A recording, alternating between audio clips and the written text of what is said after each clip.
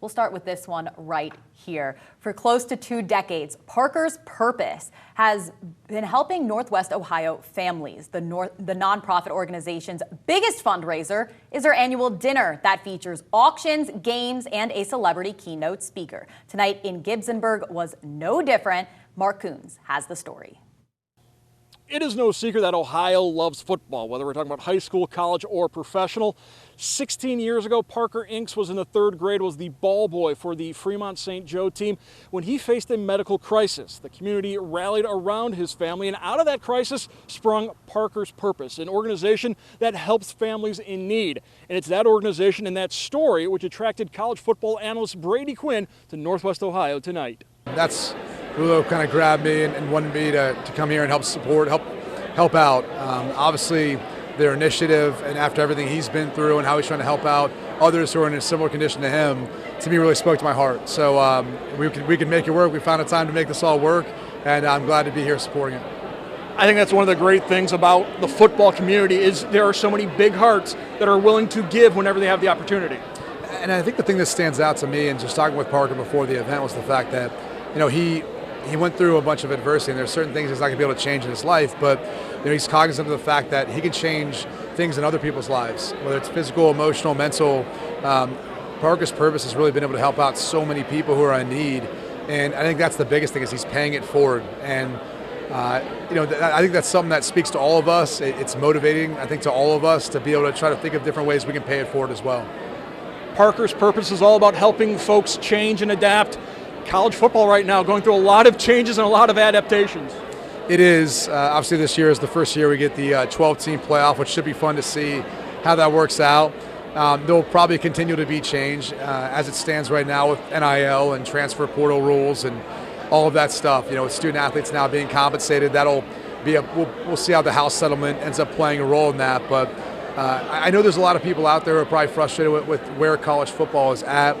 I hope I can remind them that once the ball's kicked, the game's being played, we're not thinking about all the stuff on the outside. So enjoy the game for what it is. There's still the rivalries, there's still the tradition, there's still the history of college football. That's not going to go away just because, you know, some of the college student athletes are now being paid, even by, you know, schools as we move forward.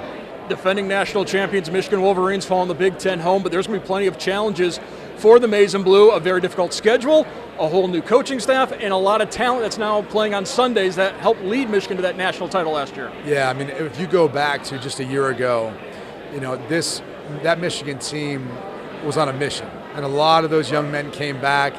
A lot of them came back getting compensated through NIL as well, and that was kind of part of their pitch and really what they were hoping to do. And they were able to see it through and win a national championship. I think the irony to it is that's what Ohio State's done this offseason. You know, they've really loaded up. They've been able to not only bring in a bunch of talented players, but get guys to come back. JT Tuimoloau, Jack Sawyer, a bunch of guys who maybe could have went to the NFL but decided to come back. So I think they're trying to gear up for something very similar. And it's going to be exciting to see because I would say Ohio State has probably the best, if not second best, most talented roster in college football. And for Michigan, even though they've built this foundation now where they've gotten the best of Ohio State for the past few years, they don't have the head coach, they don't have their quarterback. They've got a lot of young players now that are going to have to step up into some big-time roles, and we'll see how they handle that. Your colleague at Fox Sports, Urban Meyer, echoing those sentiments, saying it's the most talented Ohio State football team he has seen, which is saying quite a bit considering the talent he built in Columbus.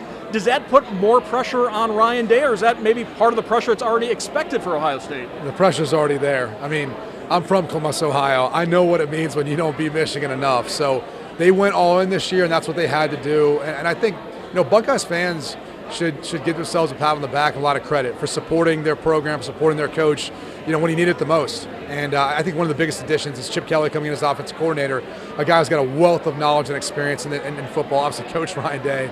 But, you know, that allows Ryan to be able to oversee the entire thing and have a strong offensive coordinator and have a strong defensive coordinator, and that helps recruiting. It helps, you know, being able to make sure this team is operating and running the way he wants to see it from that CEO level perspective. So that to me was a huge get this offseason. I'm a huge Chip Kelly fan, and I think Ohio State fans are going to see the dividends pay off. Finally, let's talk a little bit about your alma mater, Notre Dame. Marcus Freeman, year 3 in South Bend. Do you think he's finally going to start finding that comfort level, and maybe finally we're going to have some continuity at the quarterback position? Well, we won't at the quarterback position because Riley Leonard, if he is the starter, he'd only have 1 year left. So here's the transfer quarterback who came in, but he's experienced. He's a veteran guy. They went and got him for a reason, and I think he fits what Mike Denbrock, who came from LSU and just won a Heisman Trophy with Jaden Daniels, can do. He's more of a dual threat quarterback, and if he can stay healthy, I think he can help out the Irish. But the other issue is going to be the offensive line.